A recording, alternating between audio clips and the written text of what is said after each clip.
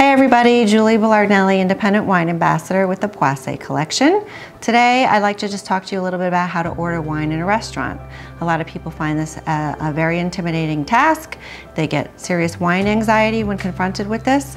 So I'd like to take that anxiety away from you by just giving you a few simple steps to get you through it. The first thing you're going to want to do is look at the wine list and pick the wine that you'd like. Obviously, then the sommelier will come over, he or she will present the label to you, and it's your job to make sure that it's correct. You want to make sure you got the right winery, as well as the right varietal and the area that it came from, as well as the right vintage or year. A lot of times this can happen where they give you the wrong wine, so it's up to you to make sure that they're presenting you with what you actually ordered. So the next thing the sommelier will do is present you with the cork. A lot of people think that you have to smell the cork to see if it's the wine is okay, but really they're just presenting it to you so that you can inspect the cork.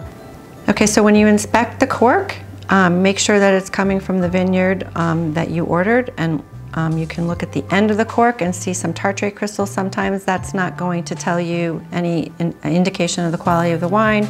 It just happens with some specific wines. And then you want to look for a cork that might have some seepage going on where the wine gets into the cork. And that just means that it's coming from some kind of wine that possibly had some damage in transportation, too much heat, or stored improperly.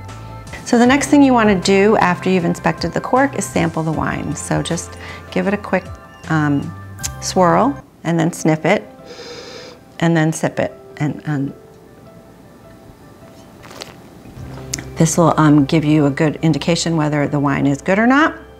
If it smells like it's been corked, which is a TCA taint from the cork itself, it's a bacteria that gets in there and it makes the wine smell like a nasty wet newspaper or a wet dog or a mildewed basement.